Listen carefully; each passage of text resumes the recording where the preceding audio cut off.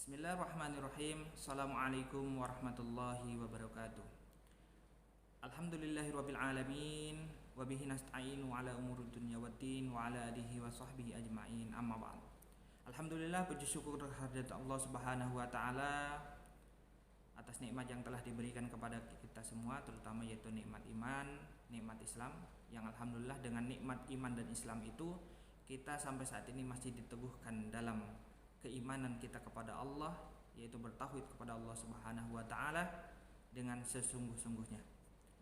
Salawat serta salam selalu kita sanjung agungkan kepada baginda kita Nabi besar Muhammad sallallahu alaihi wasallam, dan kita selalu berdoa semoga kita semua mendapatkan syafaatnya kelak di yaumil qiyamah. Amin ya rabbal alamin. Ananda sekalian, insyaallah dirahmati Allah Subhanahu wa taala, pada kesempatan yang berbahagia ini saya akan menyampaikan terkait tentang tahsinul Quran, atau bagaimana meningkatkan, memperbaiki bacaan Al-Quran kita. Oleh karena itu, ketika kita ingin memperbaiki bacaan Al-Quran kita dengan baik dan benar, ya, meningkatkan bacaan kita menjadi baik, lebih baik lagi, maka kita harus belajar tahsin. Bagaimana cara membaca Al-Quran dengan baik dan benar. Nah, ada beberapa tahapan yang harus ananda sekalian pahami sebelum kita membaca Al-Quran. Yang pertama, ananda sekalian harus sudah tahu huruf-huruf daripada Al-Quran itu sendiri. Yang kedua, makhrajul huruf, tempat keluarnya huruf bacaan-bacaan tersebut. Terus yang kedua, yang ketiga maksudnya, yang ketiga itu tentang tajwidnya. Maka ketika kita belajar Al-Quran, maka kita harus paham dulu tiga tersebut. Ketika kita sudah paham tiga tersebut, maka insya Allah bacaan Al-Quran kita akan menjadi baik, menjadi meningkat, ya, akan lebih baik yang sebelum-sebelumnya, seperti itu. Maka pada hari ini kita akan coba belajar tentang membaca Al-Quran dengan baik dan benar. Nah, sebelum kita ke tajwid, maka seorang muslim yang membaca Al-Quran, dia harus tahu dulu, misal di situ satu huruf-hurufnya, dia sudah harus paham huruf-huruf satu persatu, huruf hijaiyah itu. Lalu yang kedua, cara melafazkannya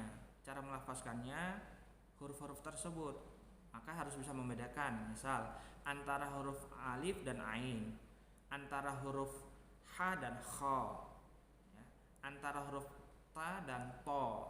Maka ini harus dipahami tentang bagaimana keluarnya huruf tersebut atau lafaz huruf tersebut. Maka ini penting. Baru kita akan coba meningkat ke yang selanjutnya, yang ketiga, yaitu tentang hukum bacaan Al-Qur'annya.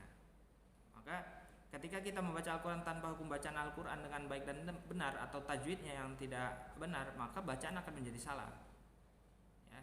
Maka contoh, misal ketika kita belajar Al-Qur'an tidak mempelajari tajwid tentang hukum bacaan nun mati dan tanwin, maka otomatis dia tidak akan bisa membedakan ini mana huruf idgham, mana ini bacaan misalnya ikhfa, mana ini bacaan iklab, mana bacaan misalnya di situ idhar. Kita ambil contoh saja karena mungkin waktu tidak akan terlalu banyak kita akan sampaikan, tetapi intinya saja. Yang pertama, tentang bagaimana membaca Al-Qur'an dengan tajwid dengan benar. Ilmu dasar yang pertama, kita harus mengetahui misalnya hukum bacaan nun mati dan tanwin. Ada idhar, idgham, ikhfa dan iklab. Nah, ketika huruf idhar, idgham, ikhfa dan iklab, ananda sekalian harus paham ini. Misal contoh idhar. Idhar berarti dibaca jelas. Maka ketika membaca jelas, ketika huruf idhar atau nun mati dan tanwin bertemu dengan huruf idhar itu harus dibaca jelas. Tidak boleh dibaca samar-samar, tidak boleh dibaca mendengung, ya, atau meleburkan. Nah, itu misal idhar. Yang kedua misalnya idgham. Idgham berarti apa di situ? Idgham dibaca dengan dengung. Idgham dibaca dengan dengung. Maka ketika hukum huruf nun mati dan tanwin bertemu dengan huruf misalnya idgham, maka dibaca dengan dengung, ya. Maka ini yang harus dipahami. Terus selanjutnya misalnya iklab. Iklab berarti di situ, ya, merubah hukum bacaan nun mati menjadi mim. Kalau dia tidak belajar tentang misalnya iklab, maka dia tidak akan bisa membaca iklab ini dengan benar. Misal ketika membaca mim min ba'di, itu jelas salah. Harusnya nun mati bertemu dengan ba, maka dibaca huruf tersebut atau bacaan tersebut menjadi mim. Mim ba'di, bukan min ba'di. Selanjutnya ikhfa. Ikhfa berarti dia harus samar-samar membacanya. Maka ketika ada nun mati bertemu dengan huruf ikhfa, maka dia harus dibaca samar-samar. Misal, ketika menemukan nun mati ketemu dengan huruf ikhfa misalnya. Ketika membaca min qablikum, berarti bacanya bukan min qablikum tetapi menjadi min qablikum, menjadi samar bacaannya. Maka ketika kita belajar hukum bacaan tajwid, berarti kita sudah berusaha untuk memperbaiki daripada bacaan kita itu. Maka ini penting ketika ananda sekalian ingin membaca Al-Quran, harus paham tentang hukum bacaan tajwid itu. Nah, itu salah satu contoh ya. Nah, ternyata hukum bacaan tajwid itu sangat luar biasa banyak, maka perlu kita pelajari ketika membaca Al-Quran. Misal ada hukum mim mati ya, ada idhar safawi, ikhfa safawi, idgham mimi gitu ya. Nah, maka ini berarti kita harus tahu tentang hukum bacaan ini. Terus hukum bacaan mat itu luar biasa banyak. Di situ ada misalnya mat tabi'i ya, ada di situ misalnya mat badal, mat lain, mat adil sukun ya, dan lain sebagainya, banyak sekali. Maka pada hari ini kita akan sama-sama langsung mempraktekkan saja bacaan dari bacaan Al-Quran. Ananda sekalian silahkan buka Quran surah Al-Imran ayat 190 sampai 191 ya. Jadi ananda sekalian silahkan siapkan Al-Qurannya, buka Quran surah Al-Imran ayat 190 sampai 191, dan nanti bisa dipraktekkan cara membacanya dan bisa diperhatikan. Saya akan berikan contoh cara membaca dari Quran surah Al-Imran ayat 190 sampai 191. Jadi ananda sekalian menyimak bacaan ini dan ananda sekalian nanti bisa mempraktekkan bacaan tersebut. Terus kita akan coba nanti ambil sampelnya, contohnya dari ayat tersebut, misal hukum bacaan tajwidnya ya. Baik ananda sekalian, kita akan coba mulai dan perhatikan Al-Quran ananda sekalian, yaitu Quran surah Al-Imran ayat 190 sampai dengan 191.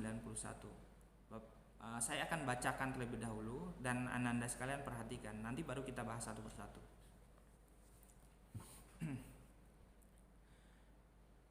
A'udzu billahi minasy syaithanir rajim.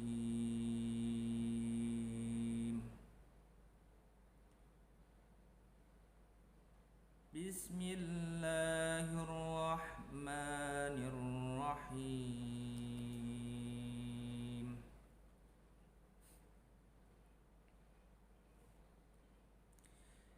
Inna fi khalqis samawati wal ardi wa ikhtilafil laili wan nahar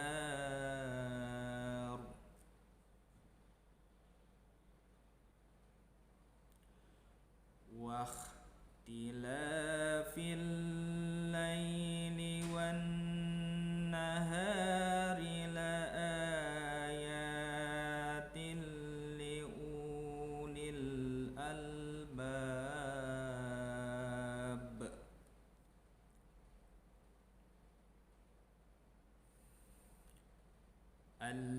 Alladzina yadhkuruna Allaha qiyaman wa qu'udan wa 'ala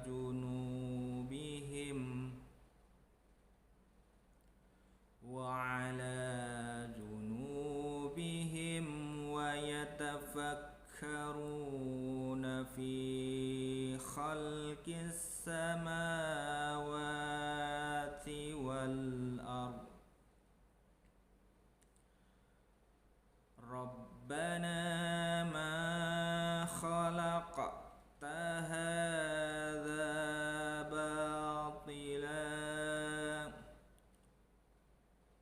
subhanaka fakina azaban nar. Sadaqallahul azim. Ananda sekalian insyaallah dirahmati Allah Subhanahu wa taala, itu tadi bacaan dari Quran surah Al-Imran ayat 190 sampai 191. Nah, kita lihat coba. Mungkin kita ambil beberapa sampel saja dari Quran surah Al-Imran ayat 190 sampai 191. Kita lihat, silahkan Ananda sekalian simak Quran surah Al-Imran dari mulai ayat 190 terlebih dahulu. Pertama, di situ ada bacaan inna. Nah, nun itu harus ditekan 2 harakat. Kenapa? Karena di situ ada tasdid. Nah, apabila ada nun bertasdid, maka di situ harus ada tekanan yang dinamakan dengan gunnah. Jadi, ketika membaca nun itu tidak langsung inna, tetapi ada tekanan 2 harakat di situ. Inna. Inna fi. Nah, lanjut di huruf di depannya inna fi di situ harus dibaca 2 harokat. Nah, di situ ada ya mati. Sebelumnya harokatnya kasroh. Maka ini disebut dengan matobi'i. Maka ketika membaca matobi'i itu panjangnya 2 harokat atau 1 alif atau 2 ketukan. Ya. Inna fi khal. Nah, ketika inna fi khal kha, ya. Ketika mau menyebut huruf kha maka harus jelas di situ kha. Bedakan kha dan ha. Ya. Inna fi khalqis sama. Nah, di situ ada kis sama. Ya, di situ ada alif dan lam, tetapi alif lamnya tidak dibaca, masuk ke huruf di situ shinnya, masuk huruf di depannya. Maka di situ karena hukum bacanya alif lam samsiyah, alnya tidak dibaca, menjadi inna fi khalqis samawati. Ma-nya juga panjang 2 harokat. Ya, di situ juga ada matobi'i sama wa juga ada di situ, ada matobi'i, ya. Khalqis samawati wal ard. Nah, baru di sini wal. Nah, wal ini ada alif dan lam. Maka alif dan lam kalau dibaca dengan jelas disebut dengan alif lam qamariyah. Kalau tadi sebelumnya itu alif lam samsiyah karena alif dan lamnya tidak dibaca. Maka ketika masuk di wal, nah di sini jelas al. Nah, disinilah disebut dengan alif lam qamariyah. Maka harus jelas wal, ya. Wal ar. Nah, bacaan ar di sini harus baca tebal. Ar.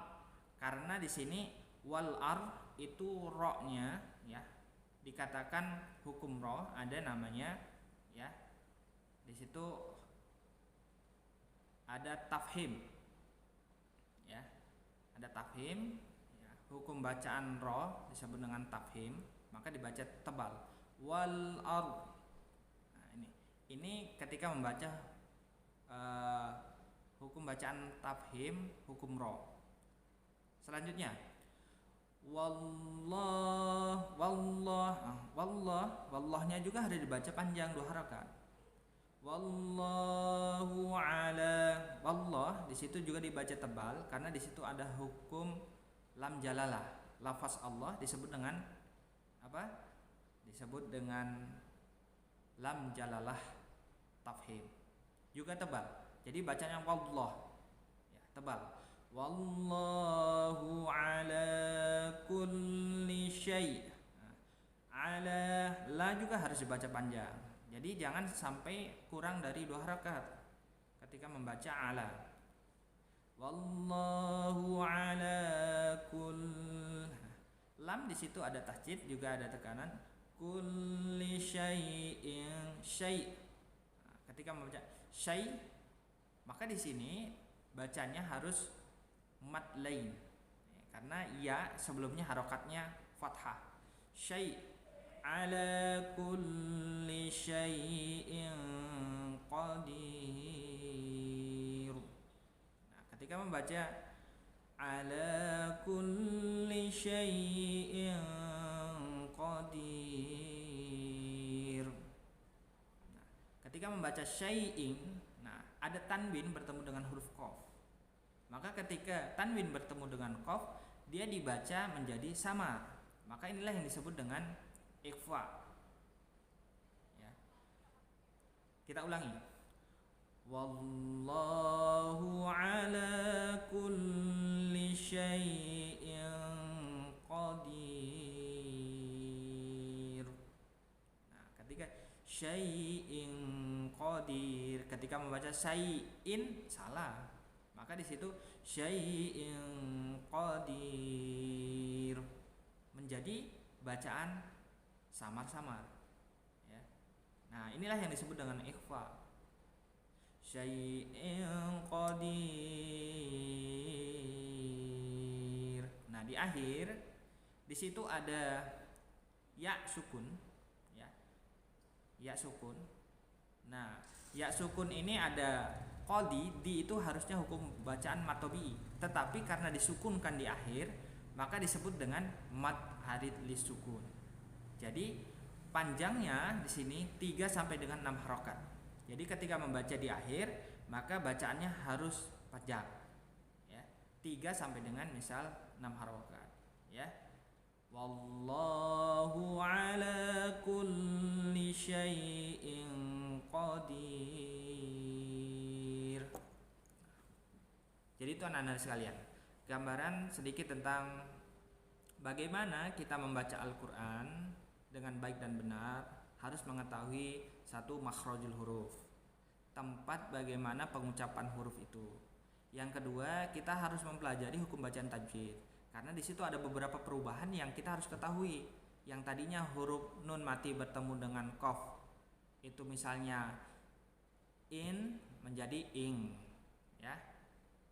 Maka ini yang harus kita ketahui. Misal nun mati bertemu dengan ba yang harusnya misalnya min ba'di menjadi mim ba'di, ya, merubah hukum nun mati menjadi mim.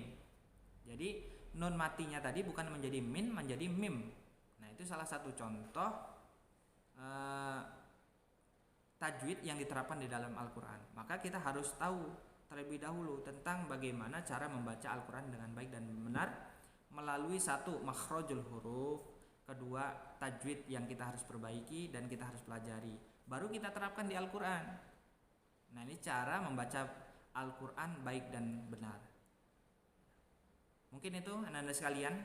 Semoga saja ini bisa bermanfaat bagi anak-anak sekalian untuk dapat dipelajari, diulangi terus bacaan tadi Quran surah Al-Imran ayat 190 sampai dengan 191.